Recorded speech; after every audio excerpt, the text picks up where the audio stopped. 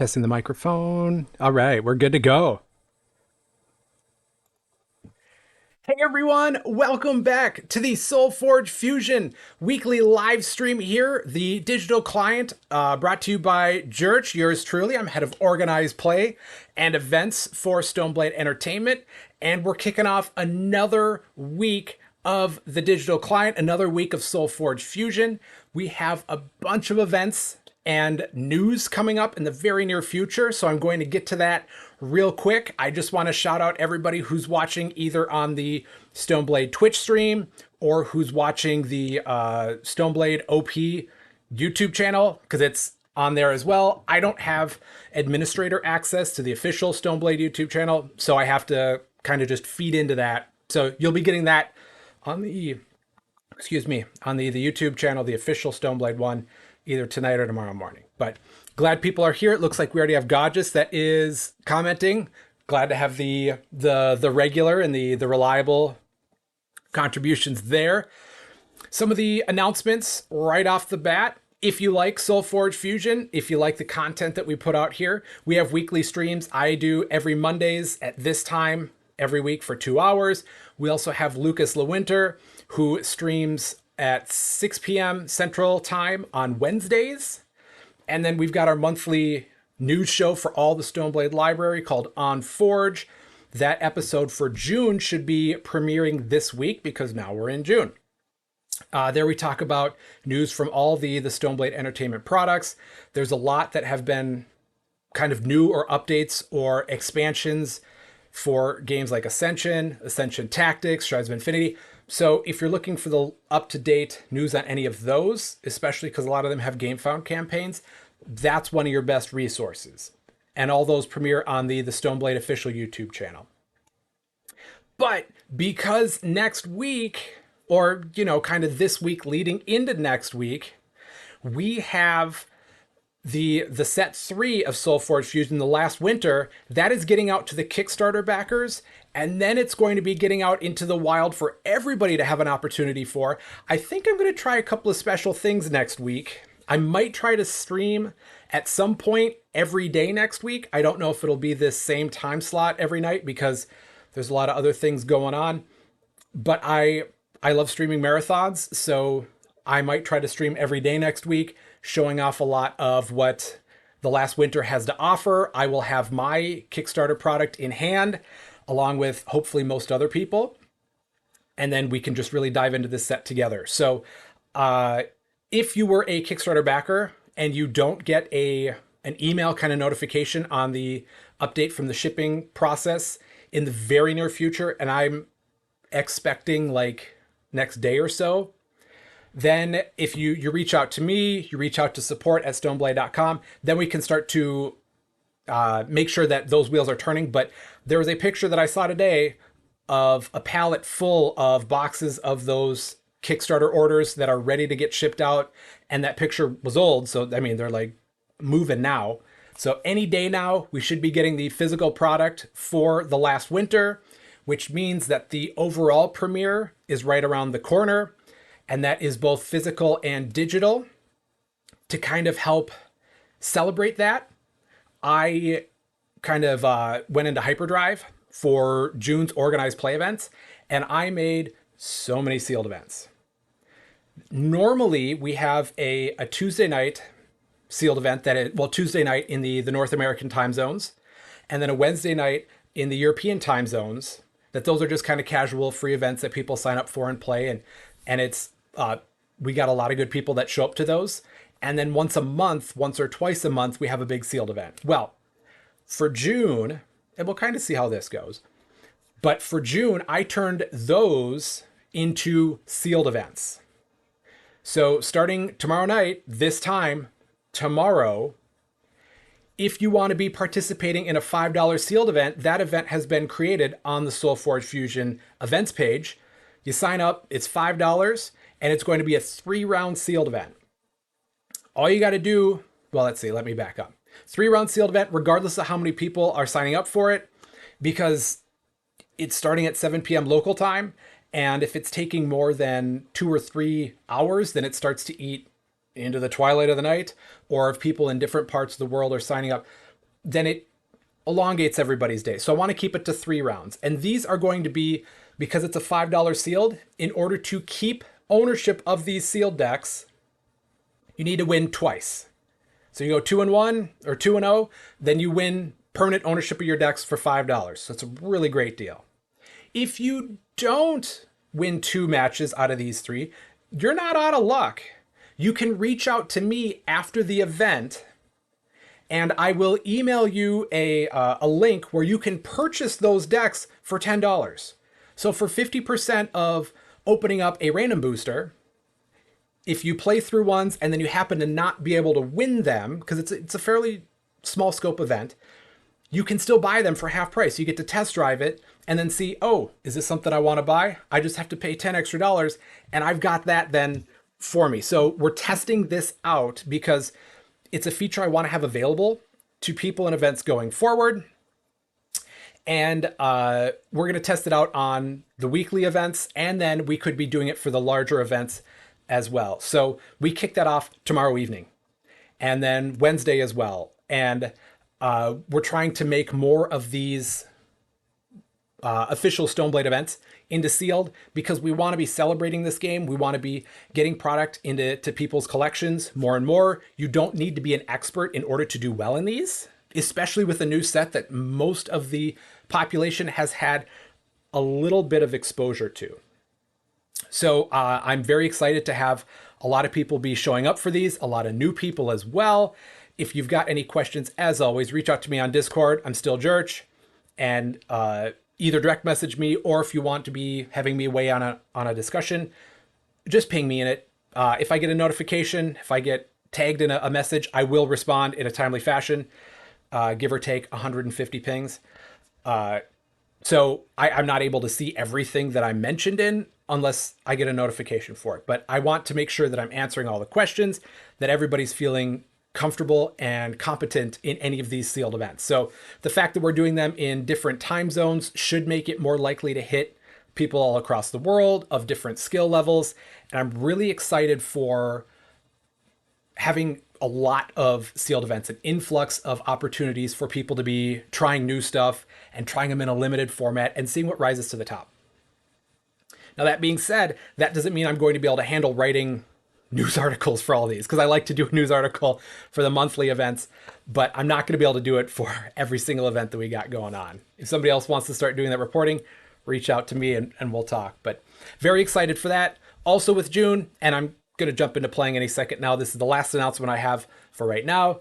Welcome to Carl Testa, Viper Dave, that are showing up in the chat. Glad to see people commenting. It lets me know that there are real humans out there. So that always makes me feel like I'm not just talking into a rectangle. But we have one new type of event that is showing up in June, and that is a Worlds qualifier event. So a couple of things about Worlds that's happening at Gen Con this year. So that is the first weekend in August, August 1st through the 4th, Thursday, Friday, Saturday, Sunday. And I believe that the Constructed World Championship is on Saturday or Friday. I probably shouldn't be, if I'm not certain, I shouldn't be saying, but somebody can probably fact check me in the chat on what day it is. The Gen Con people, the people that are in charge of organizing all of the countless events and vendors and DMs and TOs and all that and play space, they've got a lot on their plate. So between trying to create events, then get them approved, and then if there's any back and forth that has to happen or something has to be changed, it takes a lot of time. So I know that there have been some events that I've needed to fix because it's my first time that I have been running Gen Con, so I'm learning as I'm going through. And one of the events I had to make alterations to was the Constructed World Championships. So I don't think that players yet are able to register for it through Gen Con, and that's the official way you have to register for it. Because Gen Con wants to make sure that people are buying tickets through them, so then they can have the proper resources allocated, get their data for how to be figuring things out in future years. And if that hasn't been posted yet, then it slows down the process. And I want everybody to know that it's a process and it's going to happen. And I will make sure that nobody who wants to be participating is left out. So to have confidence in that. If all 60 or 32 or 64 slots that we have for the World Championships are filled up on the first day, then I'll be able to let the Gen Con people know, hey, we need more tickets for this filled up. We have more people that want to participate. So I know that people have a lot of plans that they want to be working through for that and want things nailed down. I get it. I am a planner as well. So I'm trying to be transparent with where we are in the process for all that. So just making sure that it's open information and that people know exactly where we are with things. So with Worlds, it is going to be $20 for a ticket into Worlds. You register through the Gen Con website, whatever that event is open and ready for people to sign up for it. If you are signing up on the SolForgeFusion.com event, that is not officially reserving your spot. You can sign up on there as well, but that doesn't officially reserve your spot. You need to sign up through Gen Con first. Now, in kind of a spirit of competitiveness or trying to add a little bit of flavor to some of the organized play events we've got going on, I came up with some world qualifiers for this event. So there's one in June, there's one in July, because first weekend in August is the actual World Championship. It will be constructed. Those events are free. And if you win that event, so it'll be a certain number of Swiss rounds and a top cut, so we have a true winner. The winner of each one of those events gets free entry into the World Championships. It's not paying for travel. It's not paying for anything else. It's just you individually get that $20 fee waived for your entry into Worlds, or rather reimbursed. I'm not exactly sure how the logistics will work from Gen Con side, because again, this is my first time. But we'll make sure that whoever wins either one of these qualifiers, you will get into that event for free. If there's any questions or things are unclear, please reach out to me. I want to clarify. I want to make sure that everybody understands what's at stake for either one of those. This is not the only way to qualify for Worlds. Any unranked, bronze, silver, gold half decks are all eligible. And heck, the deck, if you win one of these qualifiers, the deck that you use doesn't even have to be the deck you play at Worlds. It doesn't. It's just an opportunity to have people get a constructed environment, to be trying out some of their best stuff, to be playing with a prize on the line. So if there's any other questions that people have, please reach out to me. I want to make sure that I'm answering all those. Nothing like living in Indianapolis and having to skip Worlds. God, just no! No! Godges, are you going to be able to be at Gen Con at other points, or are you spoken for that entire weekend? Because I definitely want to meet up and play some SolForge with you. Baby is due that Friday. Oh, no. Well, first of all, congratulations. Second of all, hoping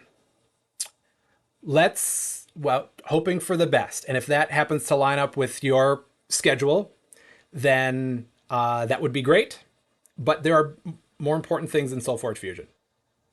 Still, that's very cool as well. And that might be a greater source of joy than winning Worlds, but I have done neither, so I cannot speak to either one of those. I just think that, there are obviously more important things than SolForge. So if the schedules work out, it'd be great to have you, but totally understand if, you're pulled in a different direction. So let's see. Talked about the events this month. Talked about the shipping and where all that stuff is in terms of the Kickstarter backers for last winter. I don't think I'm missing anything else. Otherwise, I'll be able to, somebody will remind me, or I will remember as I'm going through the stream. But let's jump into actually playing some SolForge Fusion. So, normally when you are jumping in, we've got news. Since I'm in every single day or every couple of days, I never get the article notifications, but I did a May Digital Client Sealed Event Part 2 recap. Those events or these articles are meant to, first of all, be fun and highlight the best performers in some of these events. But also, if you are feeling like you're struggling in like some of these constructed or sealed events, and you want something that will take your game to the next level, I do a lot of deck dissection and strategy in these articles. Now, because I'm not able to actually watch these matches, I don't know exactly how the players are playing their decks or how they make the decisions they do, but that is how I would approach it and the decisions that I would be making in this. So hopefully it will give a lot of the players a little bit more insight as to one possible way to be approaching a limited format. And in my time as a player, there were a lot of events that I did have a lot of success in. I don't need to be giving my resume, but I'm a much better limited player than I am a constructed. So I think that there is definitely some value to having a different person's opinion and perspective on some valuable cards in terms of the decks that have the greatest success. So these articles are meant to be helpful. I've got the organized play news, the June organized play news that talks about in more detail all the events we got going on this month. And then the last winter pre-order sale, huge discounts. A lot of people have been taking advantage of that. And then some stuff on Worlds, and then the monthly for the first part of May sealed. So what we can do is I want to do another sealed booster. I've got another physical one here. So I'm going to open that up. I'm going to talk through the 4 half decks and then decide on which two I'm going to be playing a little bit. And then we'll jump into the queue to see who's going to face me for these. So let's jump back to my mug there. All right, we are going to start with Aloyan first. Last time I did one of these, the Aloyan had a triple charge plated. So that was one of the best pulls that I've ever had in this. And it was fun to play with. It gave me a lot of really fun stuff to mess around with. Oh, Gorgeous, I think you're pretty good all around. I would settle for mediocre all around, but I definitely have much more comfort when it's a limited format. And I think that might be because my decision trees get chopped in half of the options I can play with, and I do much better in a controlled setting. I love talking limited strategy. Gorgeous, I've been running my Oops All Commons deck on the ladder, surprisingly decent. Yeah, so that is a really cool aspect of this game is common doesn't mean worse. I know in a lot of card games, the higher rarity is usually associated with stronger or better cards or better versions of the common cards. But in this game, the rarity, I think, is more tied to the use window. So rare cards have more specific use, where common cards are a little bit more wider use, but then they're a little, in general, a little less potent if you're casting a wide net. Think of it like a sniper rifle versus a shotgun. If you're casting a wide net, you're more likely to hit something, but it's less lethal in general versus something that is much more narrowly focused, but is very precise in what it's trying to do. Okay, so this Aloyan is the Aiding Echo Pistons. We've got the Arrogant Justicar, Brightsteel Sentinel, Camouflage Sentry, so we've got a little robot synergy, Charge-Plated Sculptor, I like that. Electronet, excellent spell. Energy Surge, also excellent spell. Lucid Echoes, also a very good spell. Palladium Pulse Mage, Spirit Forge Sentinel, Voltaic Prophet. So we've got a lot of just generically good cards in this. The Forgeborn is Ironbeard with Shields Up, Intimidate, and Reinforce. I would have liked if there was a little bit more minion generation, so then I could be replacing with the Charge-Plated Sculptor, with the Spirit Forge Sentinel. So we'll see if we can get something that that can create some more minions. And yeah, Carl tested terrifying analogy. Well, if you're playing competitively, then you would like to be most lethal. But that's also a good place to end an analogy. Okay, Necrium, we've got the Keeping Dark Raptor Gang. Shout out to Cardboard Newt, the Dino Czar. Let's see if we actually get a dinosaur in this Necrium. And we're hoping for minion generation to pair with that Aloyan, otherwise we might have to pivot. So we've got the Arrogant Geist, which is a nice big body. Ghastly Renewal, which is Scientist Synergy. Grave Pact. Hibernating Stitcher, also a scientist that could also use some minions. Om Nom Nom. Sigmund Fraud, also a scientist. Spite Hydra. Vampiric Banshee. That could cause some problems. Venerable Slime and Zrath's Will. So we only have one source of life gain for that Zrath's Will, but we've got a little bit of minions with Ghastly Renewal. That might be something we can work with. Okay, and Nyx Nikia, Raising Dead, Dark Summoning, and Army of the Damned. So that's got potential. Shoot your opponent with a rifle in constructed. Jurch. I don't know what's effective in constructed. We'll have to talk to some of the more of the experienced players who are making top cuts for what that would look like. Okay, for the Utera, the Fists of Fetching Ground.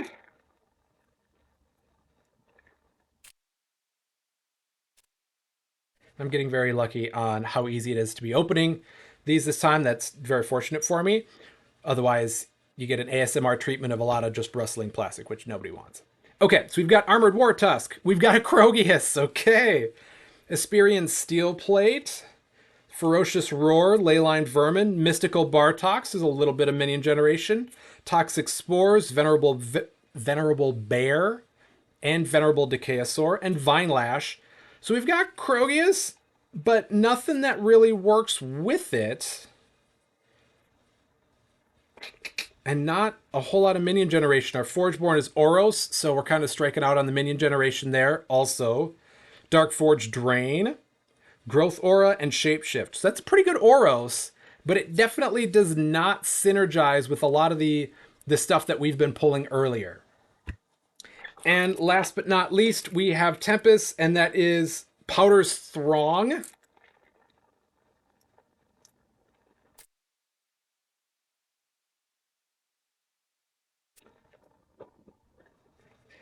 We've got a Arrogant Caller, Everflame Aura, Everflame Phoenix, Inflaming Worm, Lightning Brand, which is Mage Synergy, and we've got one Mage so far. Stampeding Mongosaur, Stampeding Warhound, which is actually Stampeding. Steadfast Glider, if this is unopposed, give it a bunch of attack.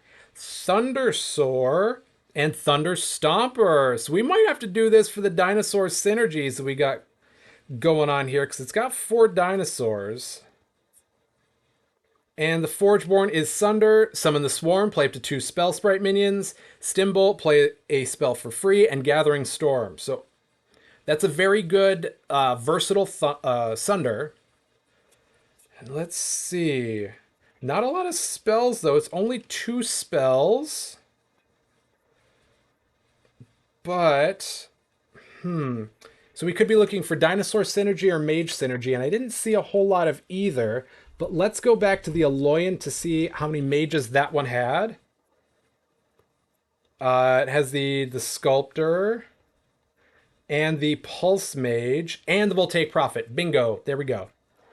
All right. So that's what we're going to be doing for this. I am going to scan these into my collection and make sure that it is my personal collection and not the Stoneblade OP, because I won't be able to import them into my digital client. All right, and I am at mine. So the Aiding Echo Pistons.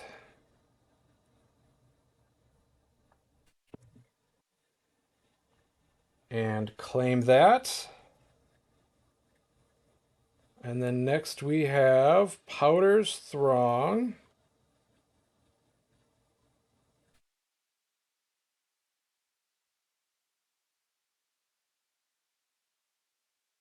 All right. Now, like I've said plenty of times before, I love the limited format. So when I am kind of going through my thought process on what I'm looking to do with this is I'm looking for synergies and I'm looking for ways to gain advantage on my opponent. So trying to work faster, trying to have, instead of decks that have like 8 card synergy, I'm looking for decks that have multiple like 2 card synergies. And it doesn't need to be anything that is incredibly strong if it can be more reliable. So I've got Thundersoar with a couple of opportunities to damage it. So that's a little bit of synergy there. I've got mages, even though I don't have a whole lot of spells. Excuse me. I've got mages with then lightning brand. So I've got opportunities to create synergies there. And then it is powder. So we need to probably refresh. And those two should show up here. There we go.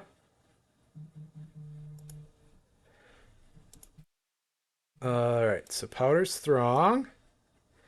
And then that should just, yep. And I'm definitely going with Sunder on this one. And let's see. Powders, Pistons. And we fuse the new deck.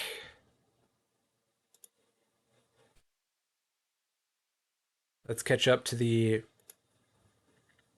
actual screen that y'all want to be seeing at that point. That is one of the things I'm still getting used to as the one who's doing everything when you live stream, is you have to be on top of everything. So you got an extra long look at my face, which anybody who's met me for 5 seconds knows I'm not a very egocentric or spotlight hogging type of person. But we do have data that has shown that they appreciate seeing human faces. And since I have one of those, I'm going to show it off. Okay, so we are just going to go into the online queue here. If by chance we're waiting too long, then I can do a campaign. I can't remember if I have one going or not. I typically do, because they're a lot of fun. Otherwise, we'll see who we match up against. And obviously, if you've tried doing any sort of sealed or limited and you're just jumping into the queue, there's a very good likelihood that your opponents aren't doing the same.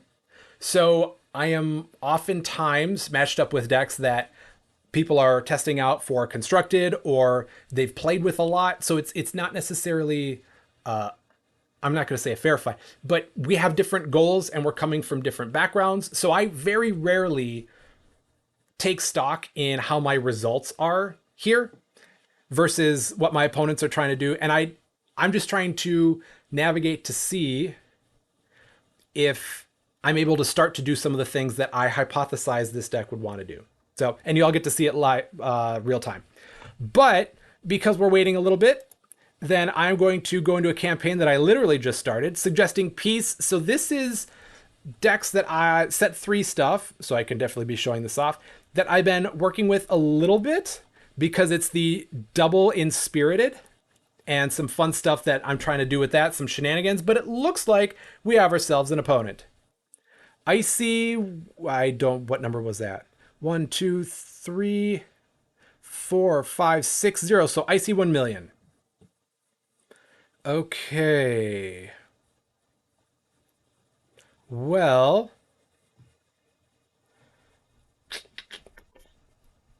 Thunder Stomper is going to be a good option here to start with. I'm looking to develop either Thunder Stomper. I didn't want to do Mongosaur because I get no value out of that. But the Thunder Stomper, I start to get some value. It's a pretty big body. It also then can be setting up for when I get Thundersoar. I do like getting this Charge-Plated Sculptor out, if only to try to get to the 3rd level. I'm not going to be replacing in order to get almost no value out of Lucid Echoes. So I think I'm just going to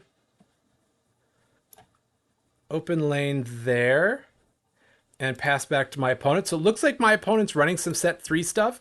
River of Souls is going to be one of the new big bads. It's an Exalt spell, and it says put 2 energy counters on this.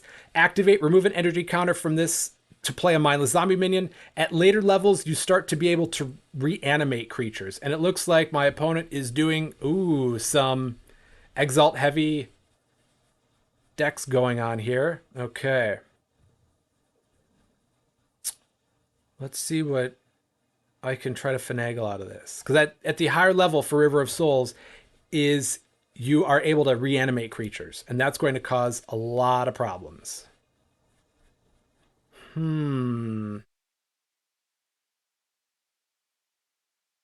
don't have a mage in play in order to get a spell for free, but I wouldn't want to do that anyways. Stampeding Warhound, that replacement only works if I've got kind of cheap things out there.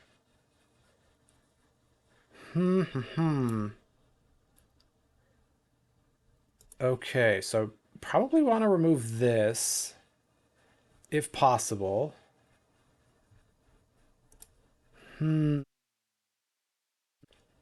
So I think I'll go the Justicar here. And we'll see what my opponent's going to try to do with that.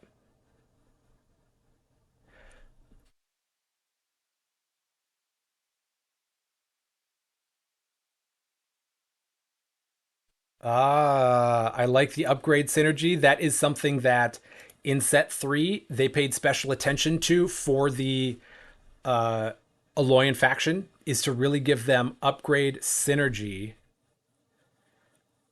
And now, which route do I want to go? Because I can go like this to damage and give that a little bit of attack. Camouflage Sentry gets a lot of armor, but doesn't get to be too big. Warhound isn't doing a whole lot.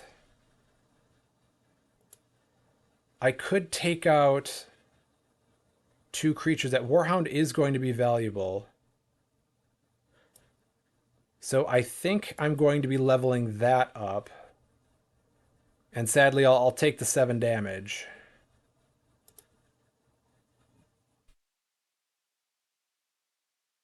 The idea behind this is trying to level up some cards that will be helping in the future, and then now I got to figure out a way to get to those higher level cards. Steadfast Glider. Oh, that Electronet's going to be nice because they have a creature that has increased attack, so that's going to be free. Let's go with the Steadfast Glider there and start to make a creature that has a whole bunch of attack and just enough health.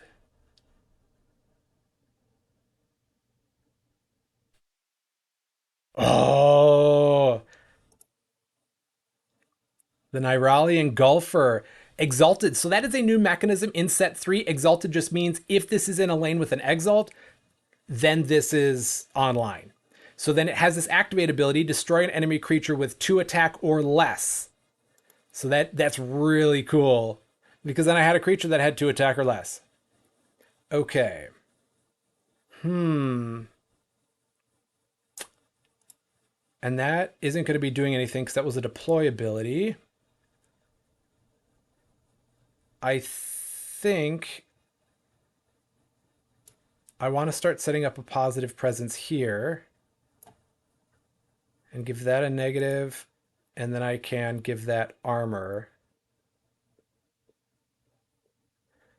Because this River of Souls, it's got one more trigger where it would be putting a mindless zombie minion, which has 3 attack, and I can be giving, oh, here we go. Onto the Restless. That one's going to be rough.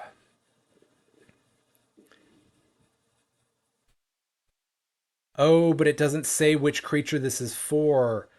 Ooh, okay. So what Haunt to the Restless says is when another one of your creatures is destroyed, reanimate that creature in that lane unless the enemy player takes 3 damage.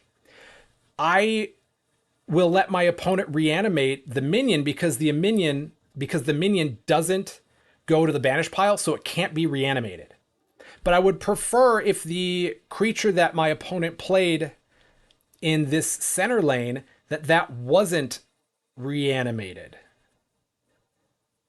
Shoot. I don't know what order these are taking place in. Um,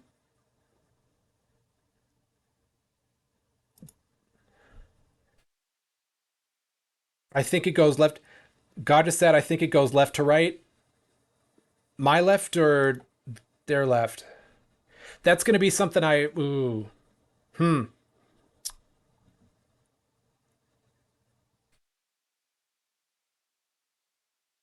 Oh, and then they got their other River of Souls now, so they could be reanimating Hantu. My left? Okay.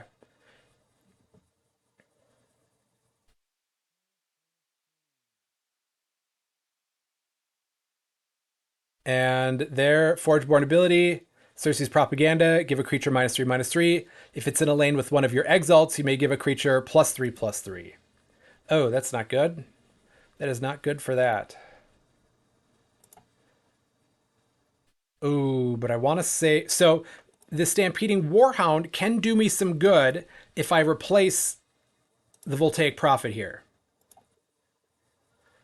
But I want to save that for my second play.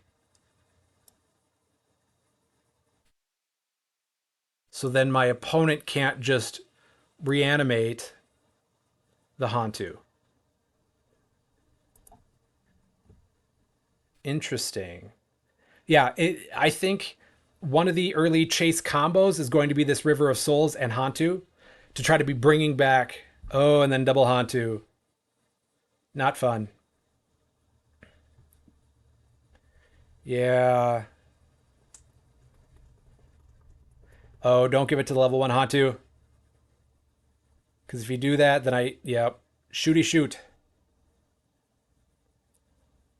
Okay. Well, I can do this for free then.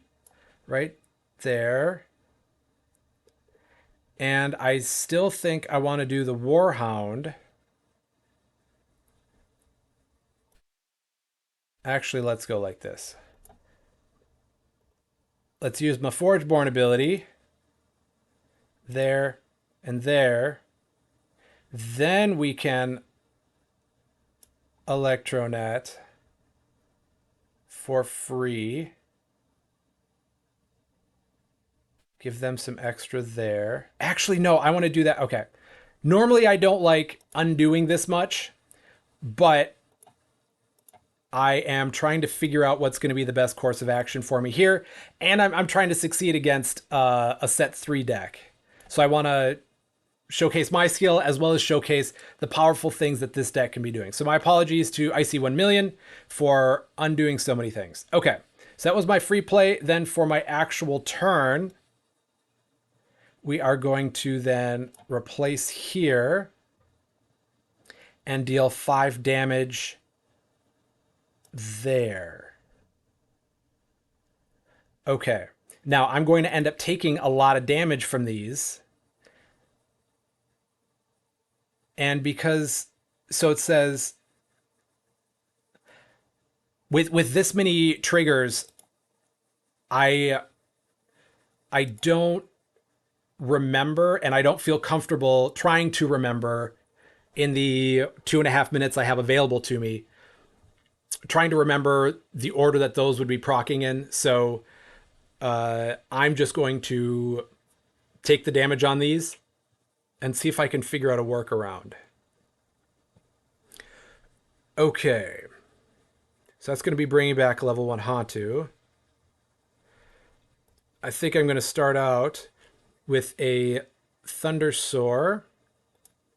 And then I might Stampeding Mongosaur.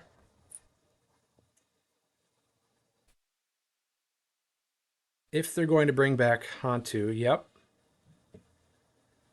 So now this is where the strength of my deck comes into play, is my Stampeding Mongosaur. I'm going to be able to deal damage to my Thundersaur and then take out their level 1 Hantu. Oh, interesting change.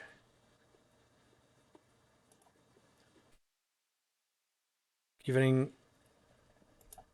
Having a lot there. I don't like that.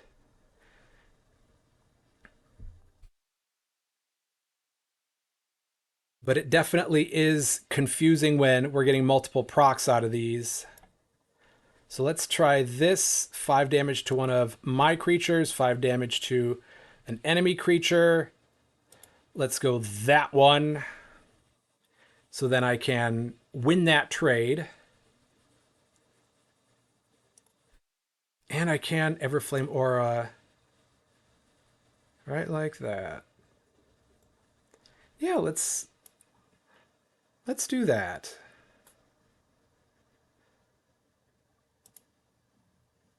All right. I think Hantu's going to be a very powerful card, and I'm trying to figure out ways to navigate it right now. I have one, but I don't remember if there's a whole lot of other synergistic cards in that half deck. It's a fun card. It's a fun card. Uh, it'll be interesting to see what players figure out to do with it. And let's see what my opponent's going to be doing here. We both used our Forgeborn abilities. I'm definitely at a... Oh, nice! So they're upgrading a card in their hand, discarding, and then they get to ready both of their Metamind Wardens and have them both activate again. They might complete or try to completely neuter my Thundersoar, or they might take down over here my Glider. Because it's a total of 5 attack that they can take away.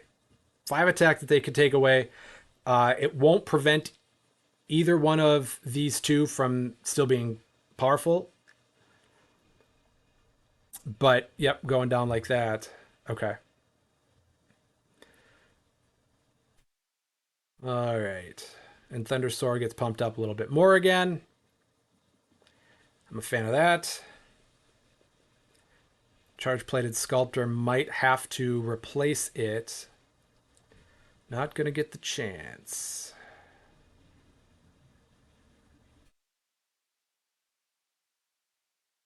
God, just what does Mass Link do? Which one is that?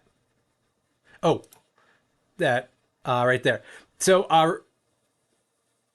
so once you get the Central Conductor transformed, remove an energy counter from this to play an Exalt for free.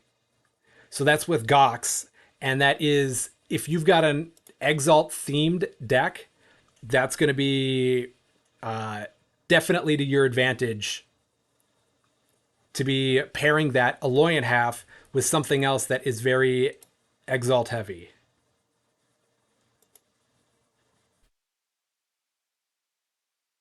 Yeah, that definitely it could cause a lot of problems.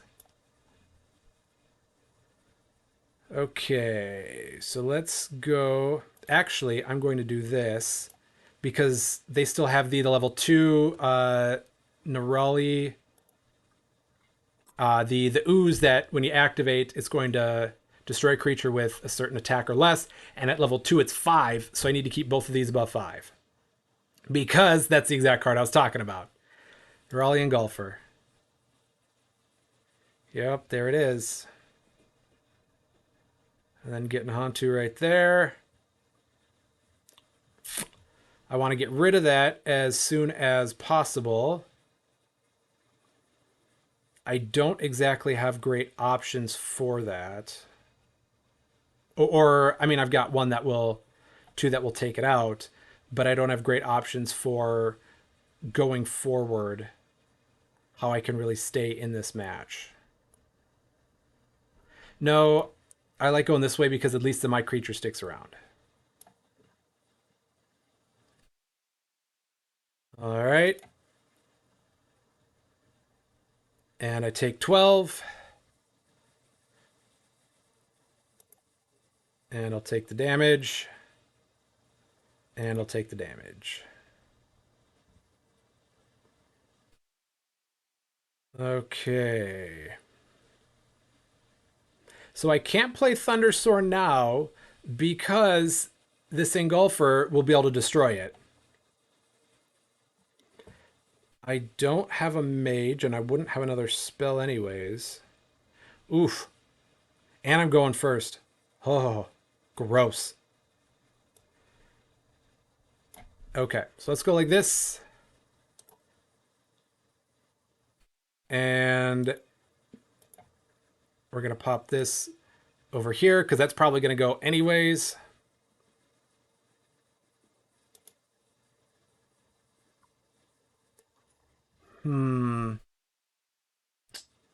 Definitely at a disadvantage here.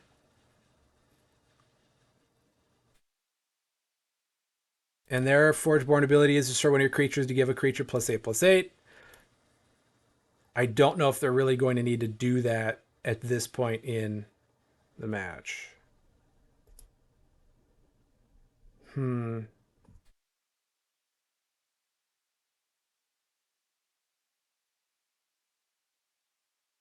Oh, there you go. And then that's probably going to bring back another Hantu. That's going to put me in a rough spot. So, I don't know what I can really do at this point.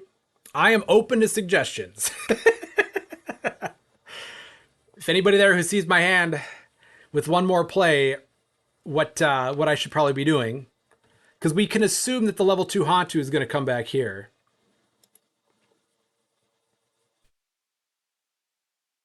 What if you just let them reanimate everything except the Hantus?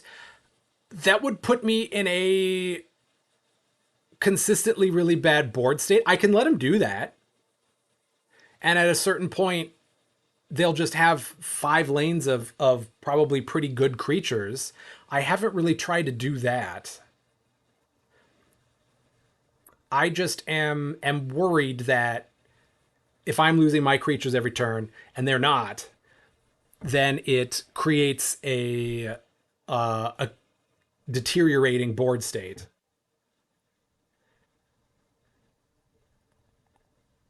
And then dealing 2, is it going to be right there? I don't think it matters that. Oh, okay.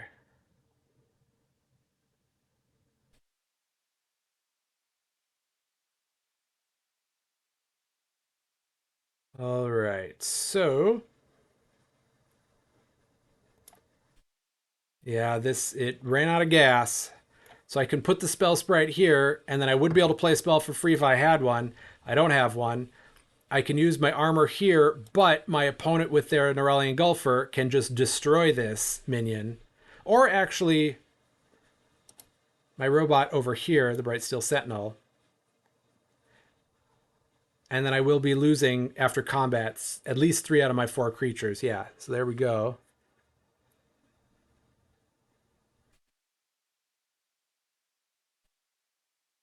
Yeah. The other archivist. And ready that to give something else a little bit less attack. Probably right there. Because then they win that trade. Very wise.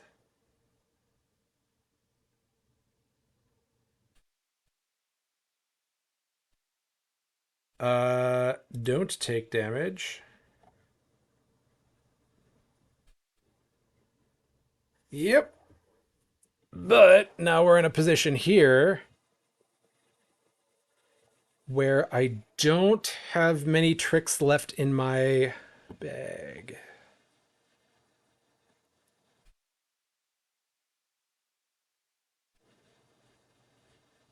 Those of you who have been playing against a lot of Hantus, what have been some of the tricks that you've been using in order to overcome?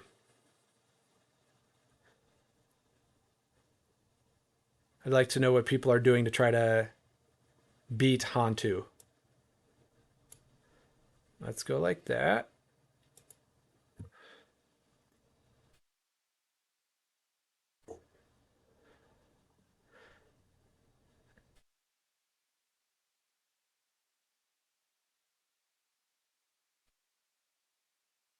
And I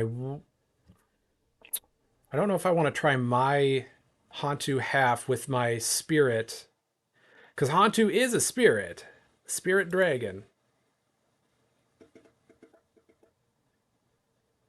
Yeah, I don't know if I want to try that against another player, because if they're not ready for it, then might lead to a negative play experience. And I'm doing totally fine here, but y'all know me. I don't necessarily want to put other people in that position. Target removal galore. Probably, probably target removal. Blocking subpar.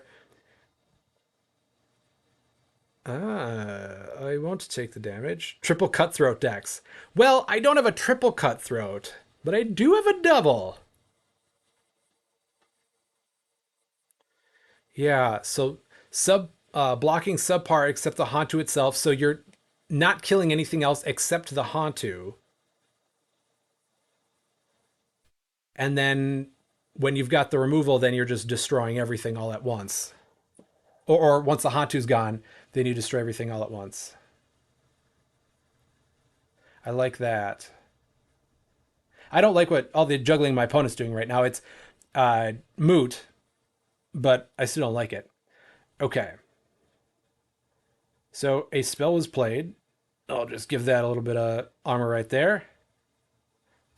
Thought that had Defender on it. Oh no, that's Gox. I can use this on pretty much anything. I have a spell for free. I can get a creature out. And a spell for free. And then Stimbolt to play a spell for free. And then upgrade a card in my hand and discard it. What do you think of that, Icy 1 million?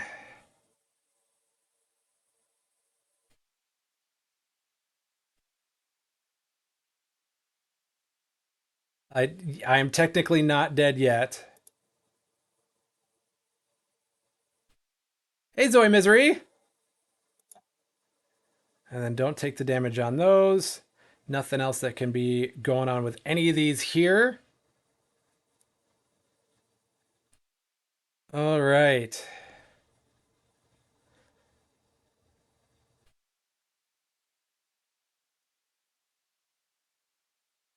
Let's see. Well, shoot.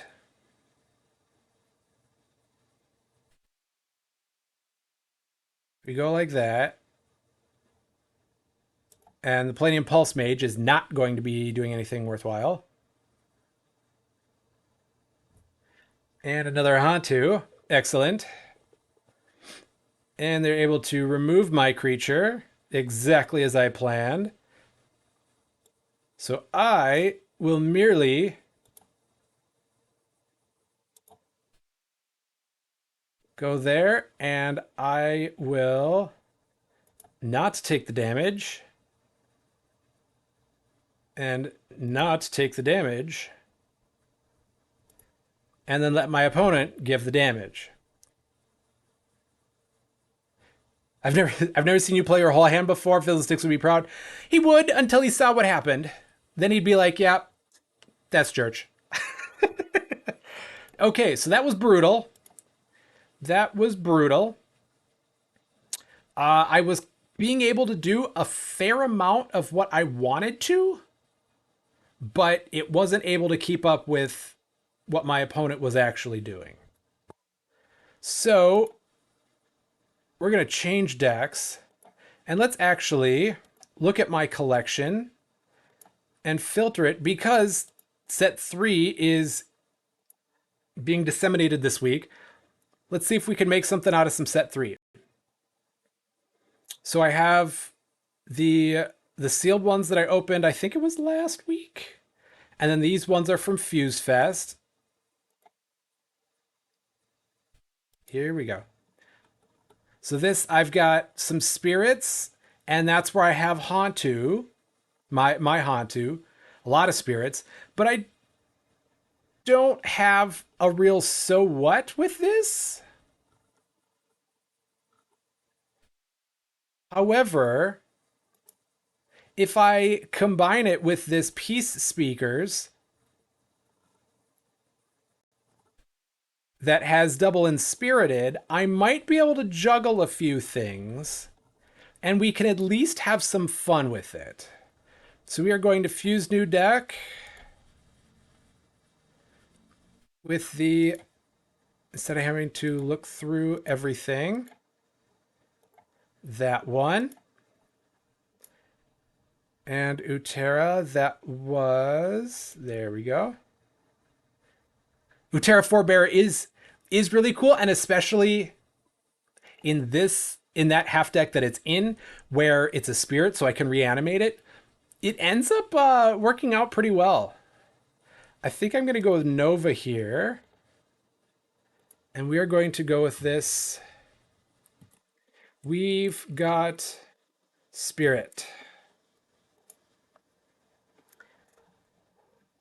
Speaking of Zoe Misery, if you are interested in other SolForge Fusion content, Zoe was interviewed on OsForge's, or not just OsForge, but it's Iron Bryce on his podcast Soulbind, and it's a really great interview. He talks to a lot of different members in the SolForge community about what got them into the game, what special unique relationships they have with SolForge Fusion, gaming in general, and just gets to know people on a personal level too.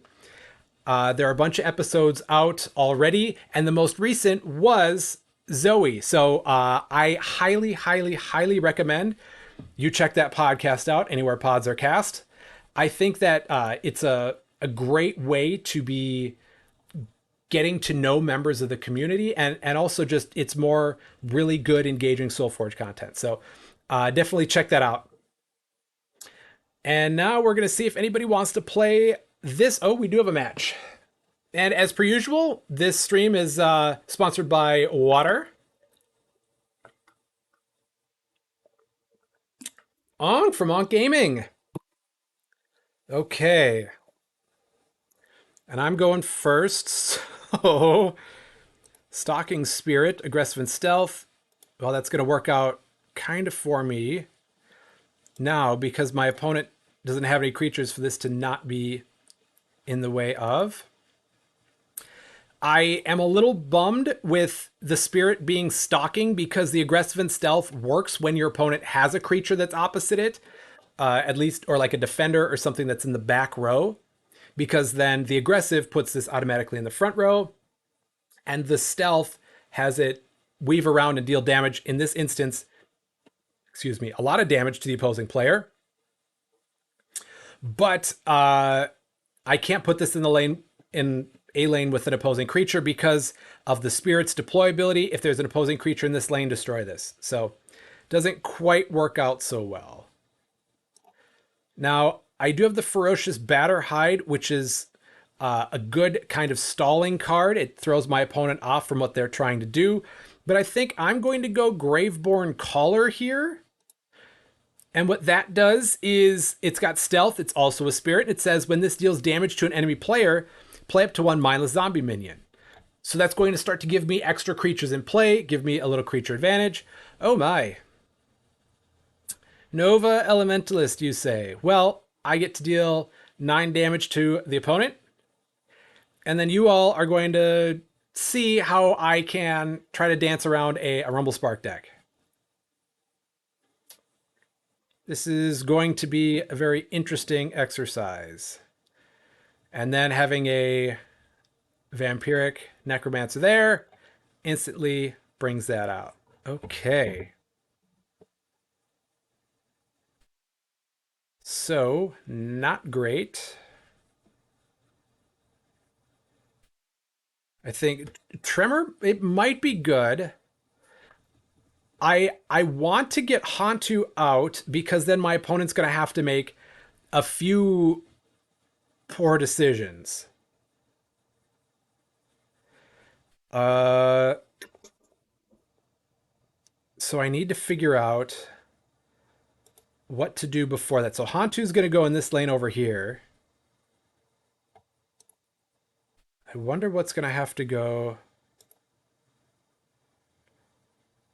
And this is going to be an interesting, really interesting situation.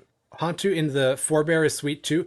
Yes, so I might That might be the way that we go. Yeah, let's do that. So I'm a little worried about what this is going to do because Hantu here is going to have reanimating, and this spirit here is if there's an opposing creature in this lane to destroy this card, then my opponent's going to continually have to be redoing that decision. So I don't know how that's going to look, and I'm kind of worried. But I do like having the forebear there.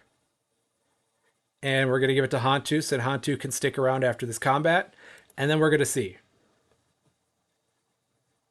Oh, because their creature's destroyed too. Oh, nice. Well, I'm going to give the only creature I got in play, +2/+2. And then let my opponent decide what they're going to do with each of my creatures. And at this point, I don't know which way I would prefer. If it's them taking the damage or letting the creatures come back. Very interesting strategy for Ankh to be taking this much damage right away. They must be supremely confident in their ability or their deck's ability to be regaining health. You could delay the forebear to see if they let you have another dude. Oh, that's a good point.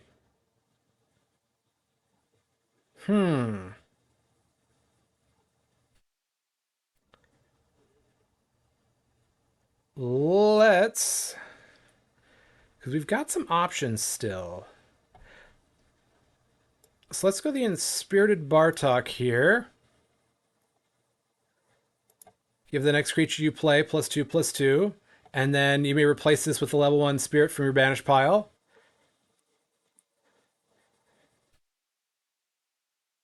And I will go there.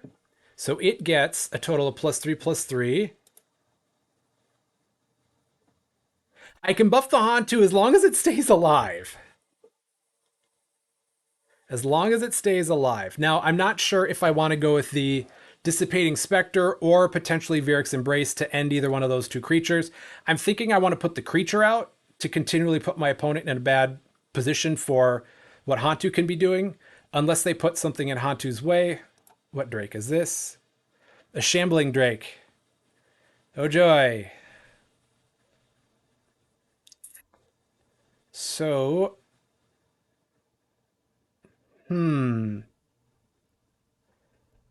let's cut off all of the value, or let's minimize the value that my opponent's going to get from this. And they're going to take the damage to play a spell. Distant Siphon, okay. Yep. And then Ghoulish to be upgrading again. Fun.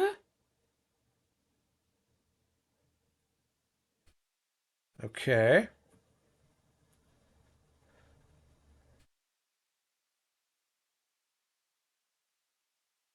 All right. So I get to give my Dissipating Spectre a little bit of juice. And they're probably going to take the damage. Yep. And then Shamble 2 back, which I'm okay with at this point. I didn't expect this deck to be going this fast. I get to give all my creatures +2/+2. They get to play a spell for free. I once again have a Hantu out, which is going to be nice. And Abyssal Reaper isn't going to do me a whole lot of good. But the Tremor Sore maybe.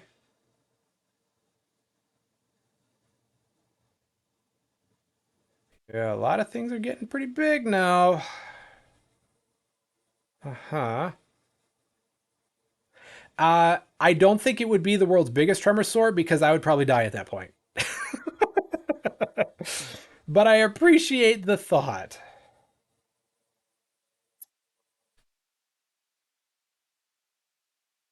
Let's see. So they don't have any more tricks up their sleeve. Outside of what? Playing a spell for free. I want something that will be taking out. So this is the only nice option I have. or the safest nice option I have for taking out or staying alive to block the Rumble Spark. Okay.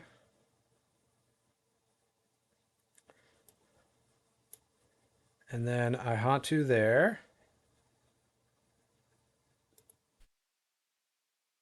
And we go into combat.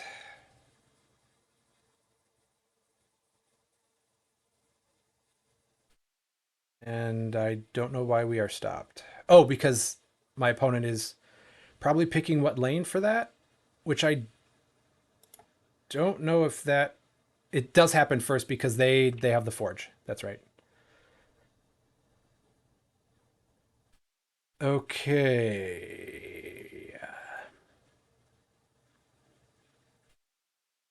Remember that spell sprite counts? Yep, that's it does.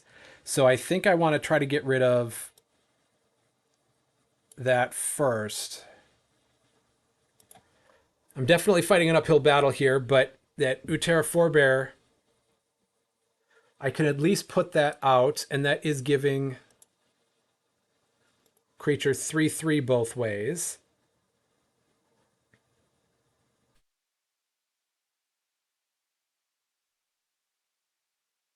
Yeah, we'll see where we're at.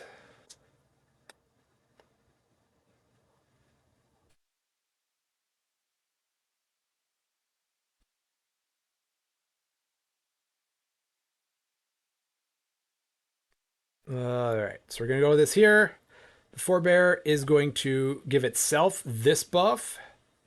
And then I'm going to use my Forgeborn ability to give both my creatures enough buff. Oh, but then Hantu's not going to survive that.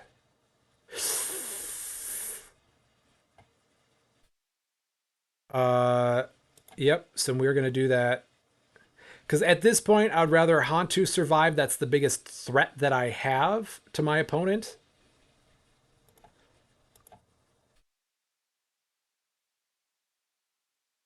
And we'll see if they have a creature with aggressive to just pop in this lane. Then that'll take care of what I was trying to do against the Rumble Spark. And we'll pretty much put a bow on this match. Because then they would have, oh, Thundersoar.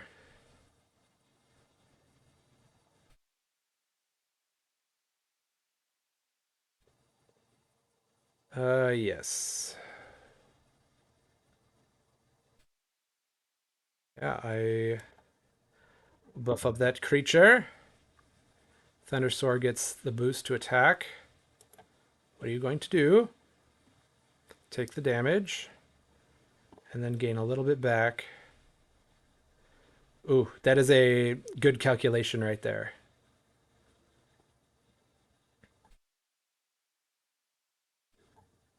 Well, I've got a few answers to what they're going to try to do in this lane.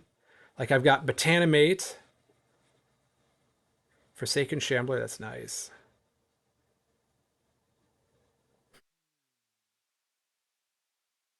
And the Inspirited Slayer is only going to bring back a level 1, so I might as well wait on that.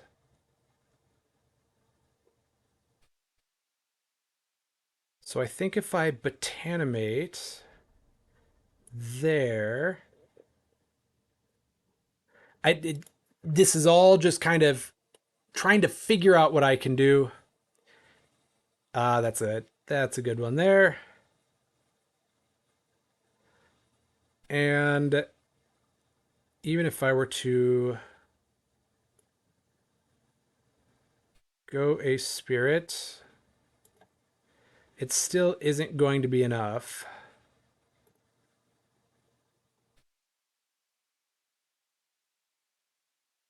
Because they still have 15. So even if I were to go, I mean, even that in the shambling lane, it doesn't matter. Oops. Because if we go like this, get the zombie. Uh, I see what you're saying. 12, 13. but I feel like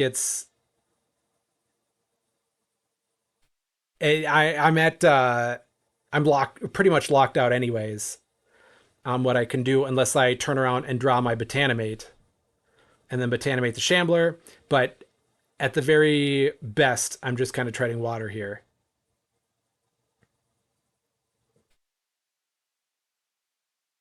That only works on a level 1. Well, that does turn off the Shambler.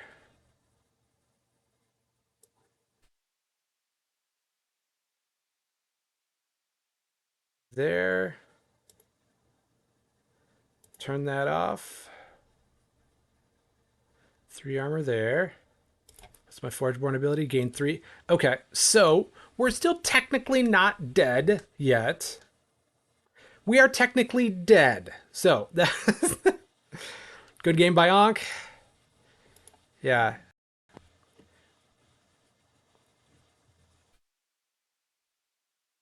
Okay. So it looks like quarter after we've got time for probably 2 more. Yeah, that was a good game. Change deck. Let's see.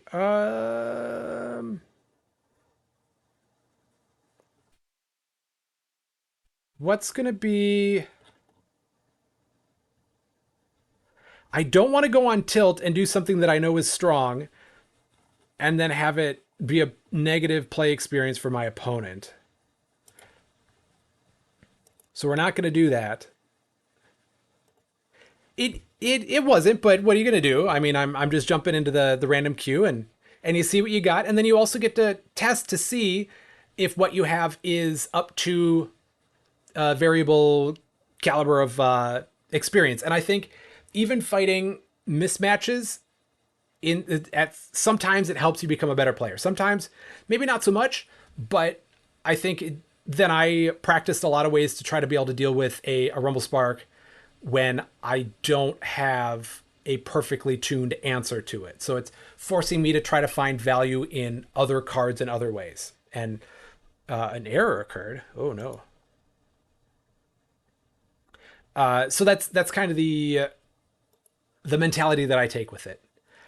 I know that we are working on the opportunity, or not the opportunity, but the feature to have a more calibrated pairing system.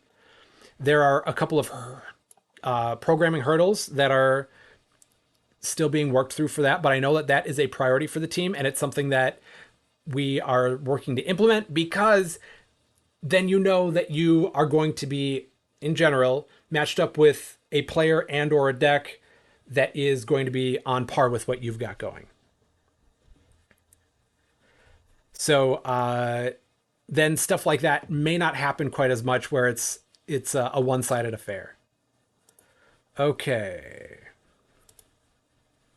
Your level 1 exalts are free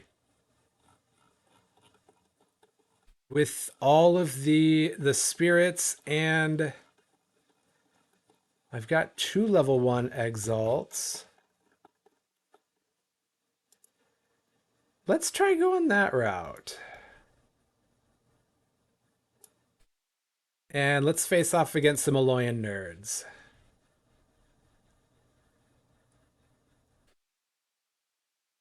And once again, for those of us who are just joining us, we have a whole bunch of sealed events going on in the month of June that are playing with set 3 the last winter. So this new set that I'm demoing here for the most part, that is a lot of people experienced at Fuse Fest, and that is just coming out this week and this month. If you want to be getting some of that ahead of time or slightly ahead of time, sealed events, including tomorrow at 7 p.m. Central Time. So when I started this stream, that time tomorrow. So it's now a little less than 23 hours away. $5 to enter, and you got a puncher's chance of winning your decks at that price. If you don't win at least 2 matches, a little bit after the event, then your decks disappear. Unless you reach out to me, and then you can buy your decks for half price. So for $10, you can buy those decks where normally it would be $20. You'd be able to buy them for $10. Gorgeous. Have you gotten Corpse Host to do its thing yet? I haven't. I haven't. I will make that my mission until I get matched up against another human being to try to make Corpse Host work. For those of you who don't know, I will show you what Corpse Host does when I get that card out. But that is a... Oh, that's right. My exalts are free. Level 1 exalts. Oh, that's not going to be good. Well, at least trade here. So what Corpse Host is it is a creature that also is soul bound to a spell, and that spell, the front side of it has you putting more counters on it every time that your creature in that lane is dealt damage. Then once you get to the level 3 Corpse Host, when you play that card, it transforms the Exalt, and on the opposite side, you can activate the Exalt to remove some of those counters that you've been building up to it, to then just destroy a creature of a lower level than the number of counters you remove. It's brilliant. It's super fun, and I have yet to get it to work. Okay, so I've been able to enhance my Botanimate. So the level 1, I'm able to destroy a level 1 or 2 enemy, not destroy, to replace a level 1 or 2 enemy creature with a Wisp minion. So I'm probably going to do that over here. And oof, this is a rough spot. Let's try that there. Match found. Oh, thank goodness. Against my collection, which is not a bot.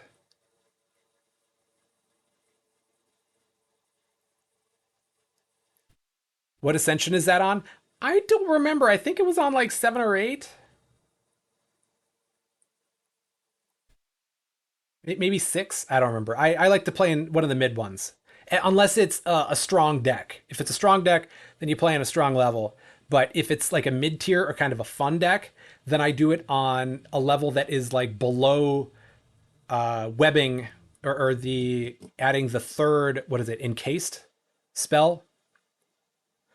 Let's see. I don't want to do that. Ooh. Yes, I think I want to do it like this. It's not going to be great, but we're going to be running this Deep Frost Guardian where it has an activate. Oh, I think I saw what my opponent was going to do, and that's not going to be good. They're destroying one of their creatures to play a level 1 card for free. And fire. Oh. Well, here goes everybody. So I'll show you what that Deep Frost Guardian does at a later date when I actually have one on the field. Okay. Now I do like this drone hive. So let's go there and hope my opponent doesn't have even more hard removal. I should just quit talking. Well, then let's put something in that lane that will hopefully stick around and get a Slay trigger or two to go. Yeah, this deck, yeah, gorgeous. It's a fun one to play, and since you're in the stream, I figure I would play one that I know you enjoy. Dealing 4 damage to this creature wouldn't make a whole lot of sense. Yeah, dealing it to the player makes a little bit more sense. So they will take 5. All right. And now, Deep Frost Hills, I think, still might not be fixed yet. The issue that's having is when you activate it, you're supposed to be giving the opposing creature in that lane defender, but it just gives it to Deep Frost Hills, which then is frustrating because it gives defender to an Exalt instead of a creature that it's supposed to. That's who my collection is, Gorgeous? Oh, okay. Interesting. So we are going to upgrade. And Discard. Discard. Oh, only happens when hit a creature above the level. Oh, that's interesting.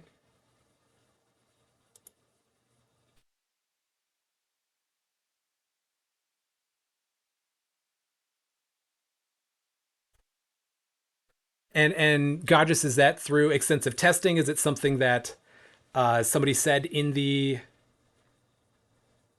like official Stoneblade kind of report or something? Because let's try it and see.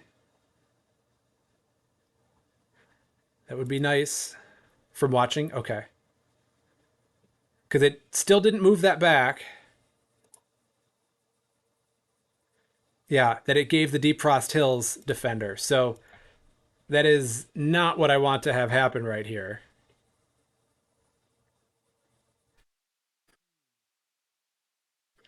Yeah, that's not great. I wonder if I want to switch that out or if I just want to have this here and take my medicine. Yeah, let's do that. I then played that wrong. I should have had the stone skin that I would have played to then destroy this and have enough attack to destroy that. That would have been a much better play.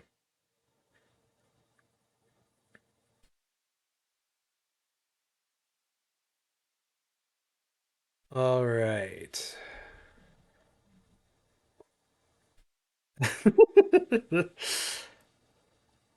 Hmm. And my Forgeborn abilities optimize, play Gizmo Minion, give the next creature you play this turn +2/+2, and then destroy an enemy level 1 creature is their ability. So let's have some creatures out that aren't level 1. And then they won't get the benefit from that ability. I don't like the idea of replace, but I do like this idea. Is doing that. Hmm. Yeah. So they only have one level 1 creature that they can use their Forgeborn ability on right now. And I don't mind them using it there. I'll just put, yep, the Combat Tactician in the way. Or I could do Lucid Echoes and be upgrading. Nah, I like having the body on the board instead.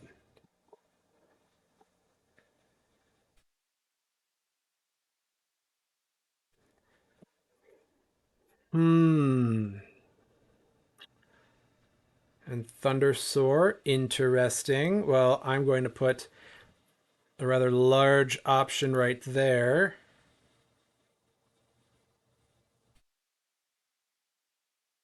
And we'll see what my opponent's doing. And now I just realized that in this turn, I ended up playing the level 2 version of my previous 2 cards on top of where the level 1 versions were. And it didn't quite work out so well for me. So Thunder Sword is going to get juiced up, but I think I've got options to kind of deal with it. Oh, that suppressing would have been nice. It's all for naught.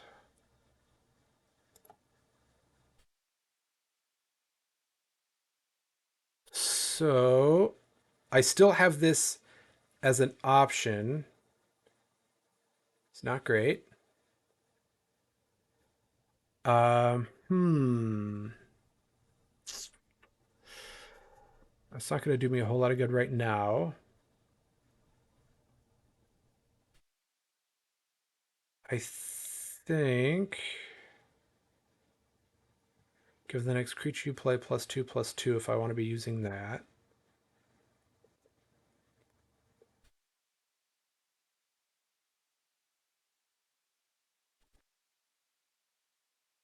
Let's get spicy. Let's get spicy and see what we can do here. Because I think I'm going to use my Forgeborn next. And then I think I'm going to replace on top of the Charger Mammoth, the Portatron, have it switch with the Drone Hive. And then both of those we're still going to trade there.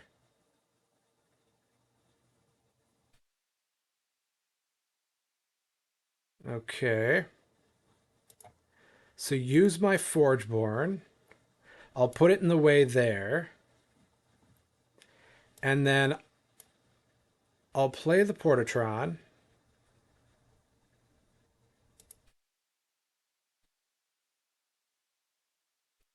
Now, I don't actually need to have them change lanes, but this is going to trade anyways. So I might as well have something that's going to survive the trade.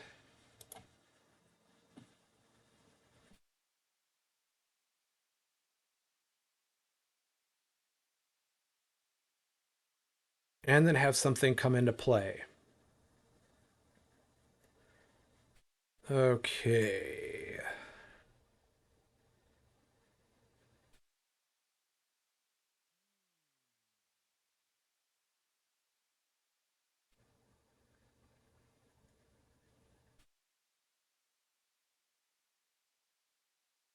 Let's go Silver Arc. Give the bonus there.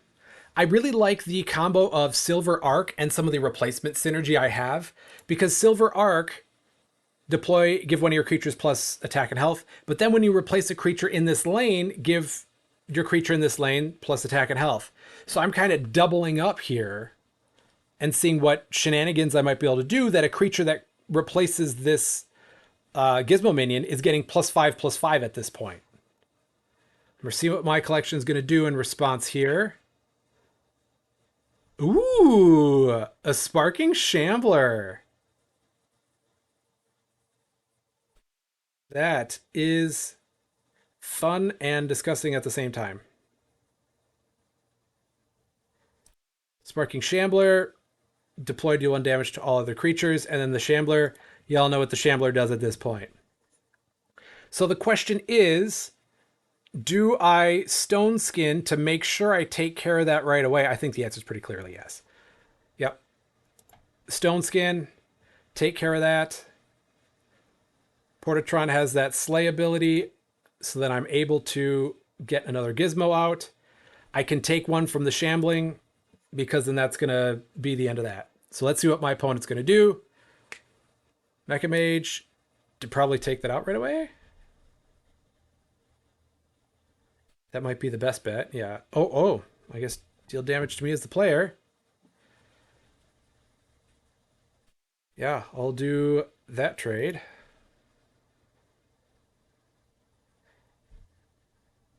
All right. So augment, give one of your creatures +3/+3. You may repeat one of its deploy abilities. And we just saw my opponent's Forgeborn ability is Life Drain. Enemy player destroys one of their creatures. Sure.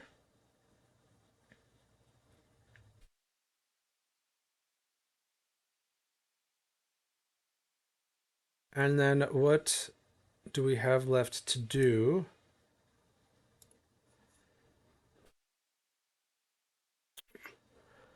I think we need to work on Drone Hive here, just the level 2. And I might put the Windweaver a Seer on top of it, because then that's going to give a 5/9. Oh, my opponent's not going to let me do that. So let's see. Lucid Echoes, upgrade 2 cards in your hand, then discard them, deal 2 damage to a creature for each level 2 and 3 in your discard pile. Well, it's only 1, so it'd be doing 6 damage.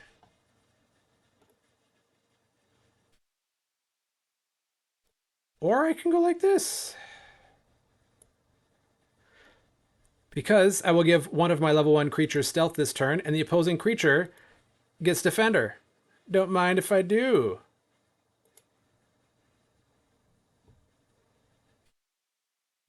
All right, not bad. Not bad, not bad. All right, so let's see. Deep Frost Guardian, that would go up to 6/8.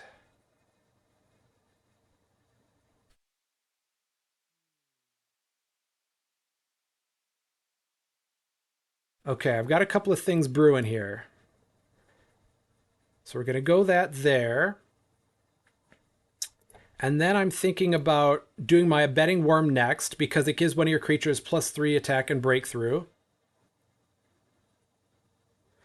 And then I can repeat one of the deploy abilities for it. So go like that. Give a creature +3 attack and breakthrough. And now that I've given it +3 attack and breakthrough, I can give the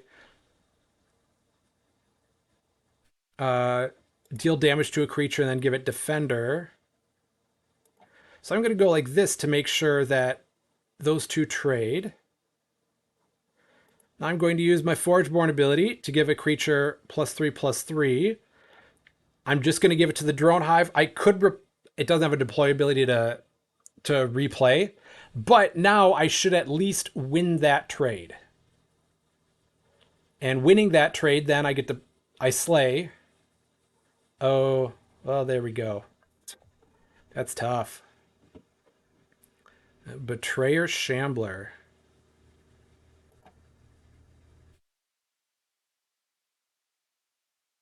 Yeah, oof duh. Okay.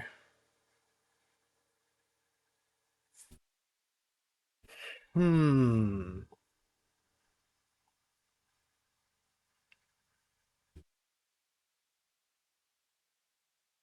Ooh, and that might be all she wrote.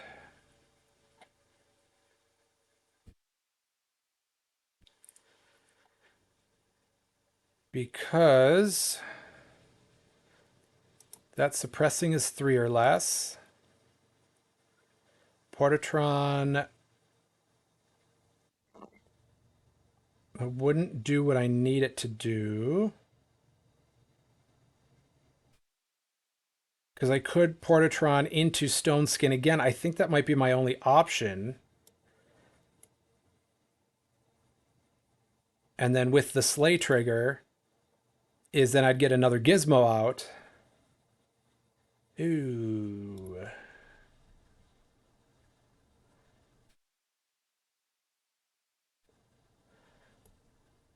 All right, so we go like that. And then 6, so I could either do that 13, 14, 15. Well, we do that. Play Gizmo there.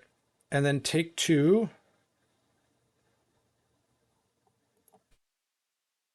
Yeah, not great. Not great. All right, so my Forgeborn ability now is boost. I can either play a Mega Gizmo minion or play a creature in a lane with one of my Exalts for free. And either way, we have to be careful because the opponent has a level 2 Shambler out and Army Commander for what that's worth.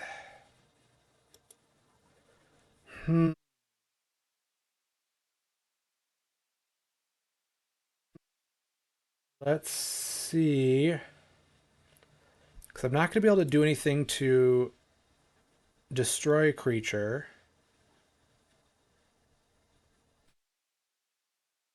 Um, but I think I have to use my Forgeborn now anyways.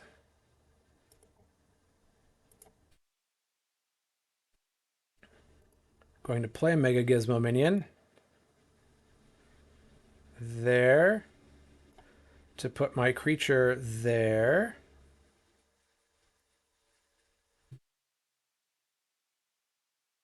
And we're just going to give that damage and defender.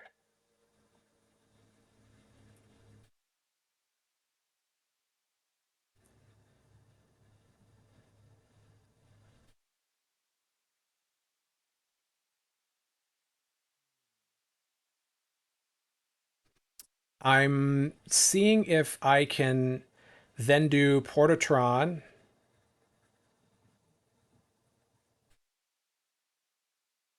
Oh, because then they're going to do They're going to play Dreadbolt to get the level 3 in their banish pile and then play their level 3 for free there.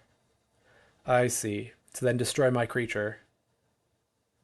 At least I think that's what they're intending to do. It'd be a pretty cool play. It'd be a pretty cool play. I don't know what they're juggling between at this point. All of their options? Okay.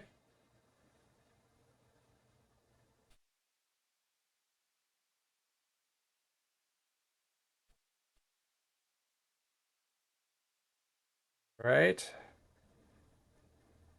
And then the level 3 Mangasaur is that 12? Yeah, because it's attack, it's the creature's attack.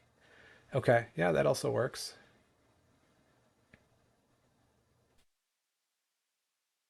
And dealing 2 more.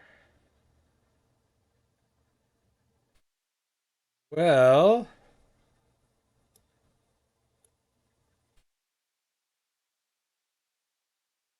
I know that that's gonna end the game, but I know that they also have the Asir Mecha Mage, so like there's, even though they didn't technically play a spell,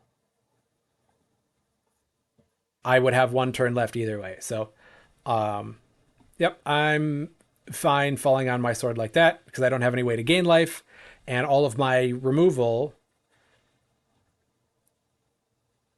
is actually still through damage. So I don't know why my opponent did that, because they had the game won if they would have played anything or nothing. So this may just be the greatest comeback in the history of SolForge Fusion.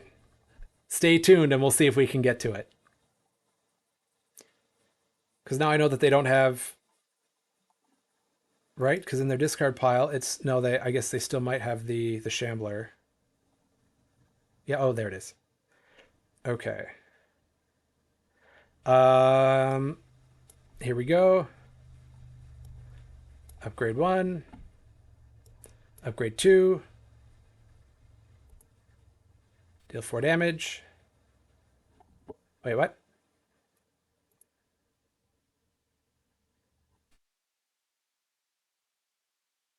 Oh, because the other cards I played were level 3s. Yeah, all right.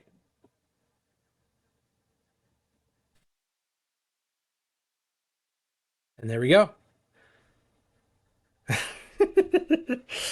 Man, I'm getting thrown through the gauntlet now. I guess people must have caught on that this is my stream and I'm just getting whitewashed.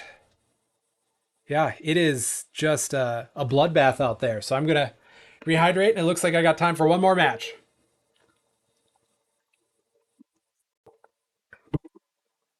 All right.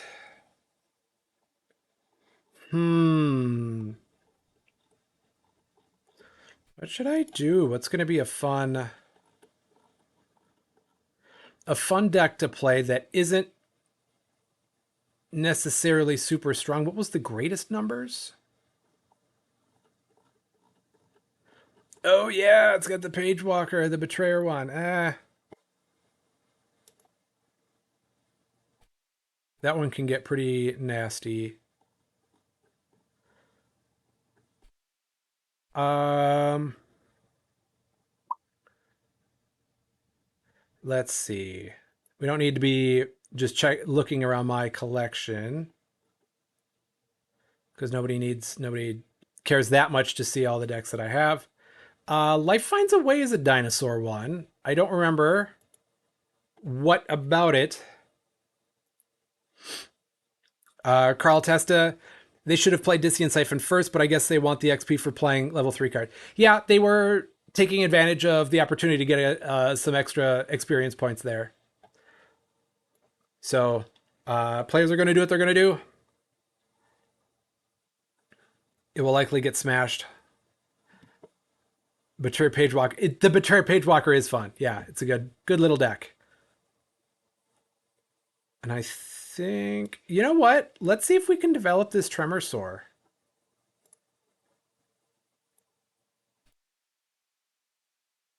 And I'm going to put my sacrifice chamber in the same lane as it.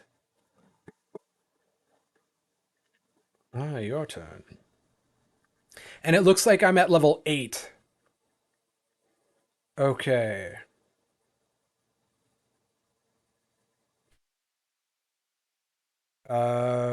Gross.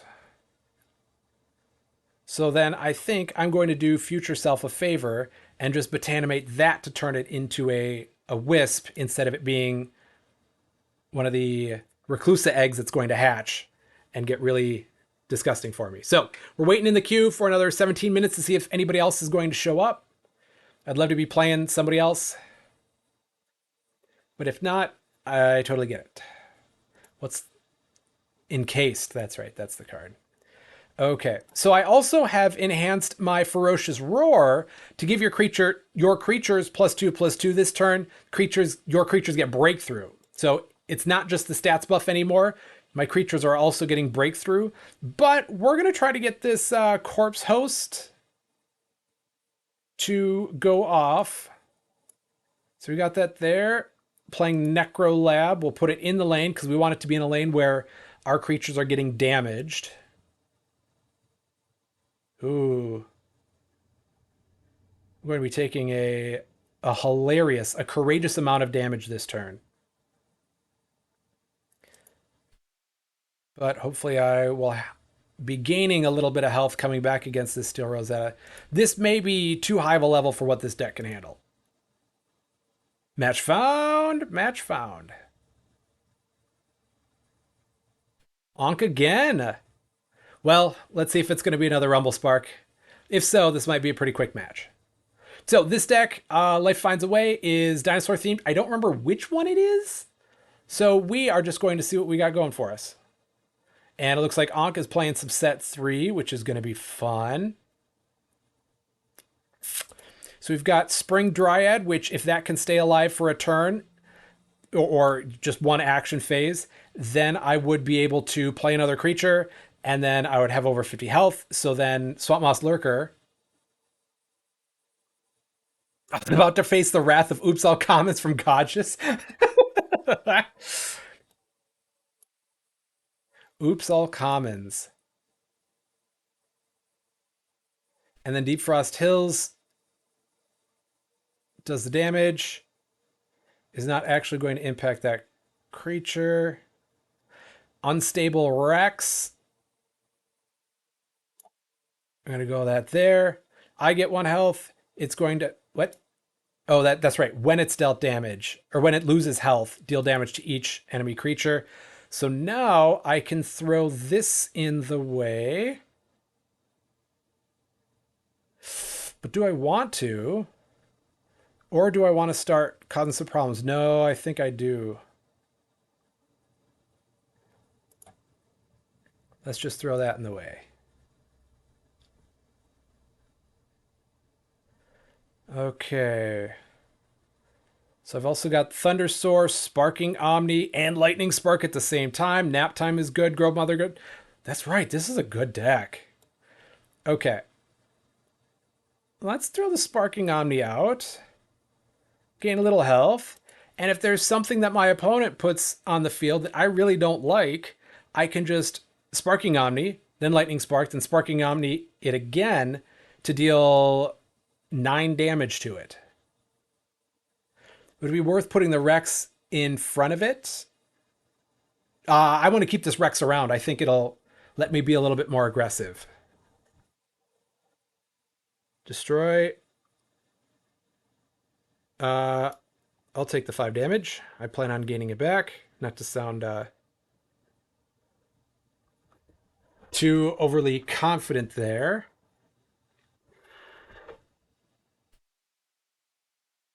But I think we're going to go like this. Deal damage to enemy player. What does the level 1? The level 1 Rex with a W has activate this turn, give your other dinosaurs aggressive. The level 2, this turn, give your other dinosaurs breakthrough. And then the level 3 is give them aggressive and breakthrough. And we're just going to Lightning Spark that. Ready's the Sparking Omni to then do a little bit more to the face. So I'm not quite leaning into the dinosaurs as much as I could be, but I'm definitely moving fast and setting myself up for success down the road with the dinosaurs that I am leveling here. So now we got Botanimate, which I'm definitely going to use on this Gloom Reaper Hag. It's bigger than anything I really want to deal with, or any of the answers I really have. I could be trading with either one of these two creatures, but I'm trying to gain value in this situation, so I might go the Summoning Warstoker first, and then Botanimate to try to get extra value out of playing a spell. Combat Giant is just going to be a body, like that's a break glass in case of emergency situation. Oh my. Well, if that ends up being the death of the Rex, I can accept that.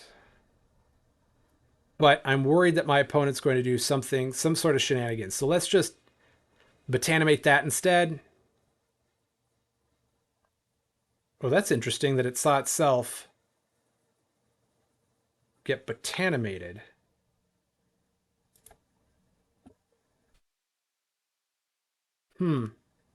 Odd. Okay, and then I'll just have to throw the Summoning Warstoker in front of the Gloom Reaper Hag. And just have my minion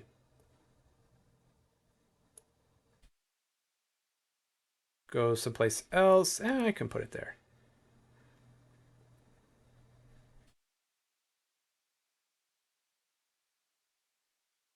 I know that it's not going to block, but it'll be ready for next time. Aggressive to the other dinos. Yeah. Parker Boy's got me. Okay, so I've got Dark Forge Drain. I haven't been playing nearly enough spells. As a matter of fact, 2 spells only. So I think I'm going to go Summoning Warstoker into Nap Time.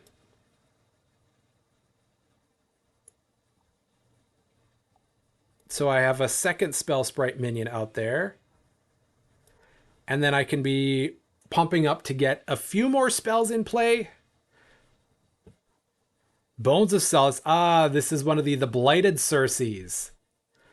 When your creature in this lane is destroyed, put an energy counter on this. Then if there are 4 or more, transform and overlay Circe with this. So it's going to become a Blighted Circe. And the art actually is changing on Circe if, in fact, she becomes blighted. So we might be able to see something really fun and interesting happening there. But I'm going to play a spell to pump up each of my sprites. I know that that's going to trade in combat versus Disintegrate. Oh, Disintegrate is just a creature that came into play this turn, and the only creatures that came into play were mine, so it would be a poor idea. Poor decision. I like that combo, the River of Souls and the Dark Shaper Savant. I like that. Yeah, River of Souls is good. And then that is going to be able to take out my Yeti. Okay.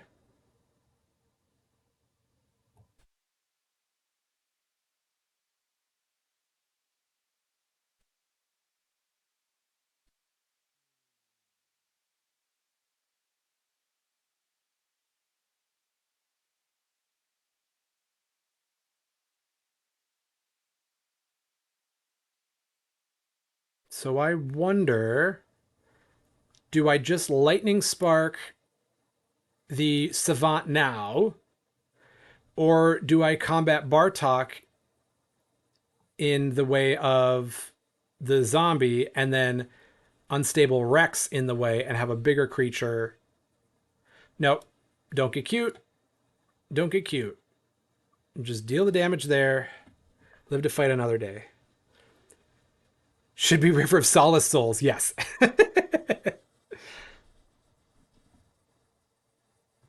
Yeah, it is. Yeah, it's. And what Direhound is that? Stalking? Okay. I think I'm going to go like this and get a little value out of the breakthrough there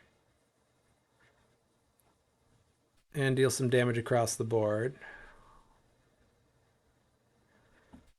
Okay. Hmm.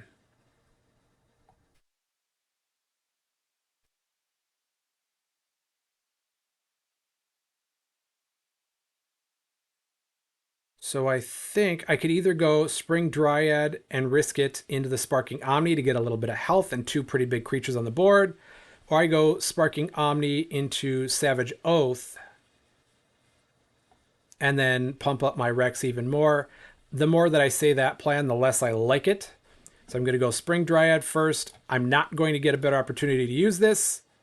So I'm going to Dark Forge Drain on the Unstable Rex just to pump it up. And it's got Breakthrough, so I might be able to get some value out of that.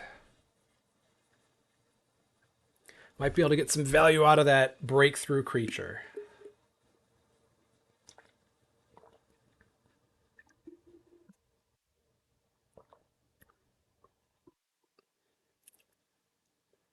I like that ability to be giving more more counters onto this Bones of Solace. That energizing, that's a good pairing. Okay. So we've got this here. And I think I'm just going to snap that away. And we are going to see this transformation of Cersei. Should be looking pretty cool. And then we'll see the alternate Forgeborn abilities available.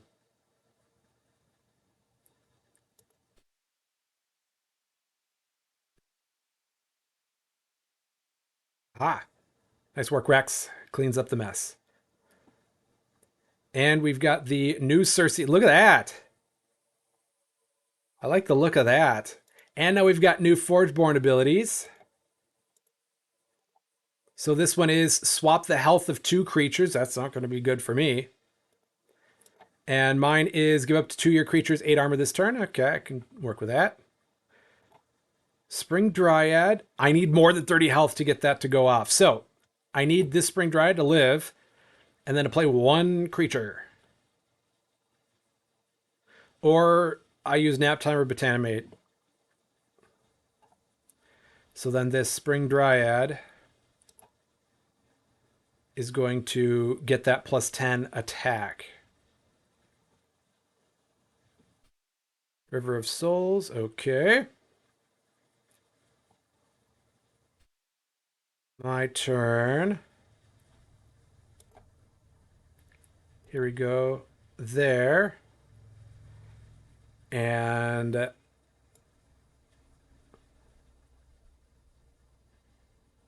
I could replace,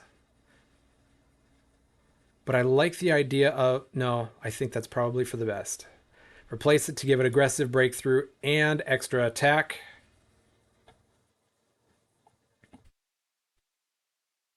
And I'm going to give 2 of my creatures armor.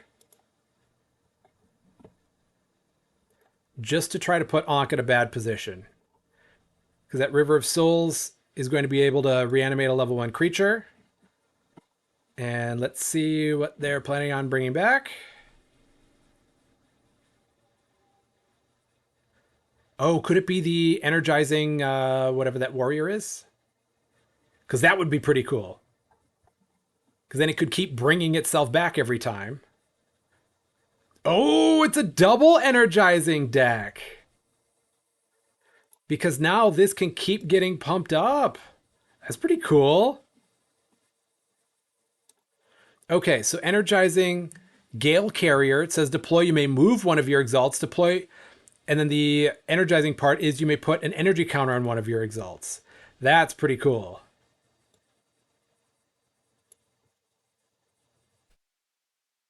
All right, so I gain a little bit of health, and I got more than 30. So then that gets aggressive and breakthrough. At level 2, it's giving breakthrough, but this already has breakthrough, so we're good. All right. And I get to give another one of my creatures +2/+2. Let's get back there to give it just a little bit more health.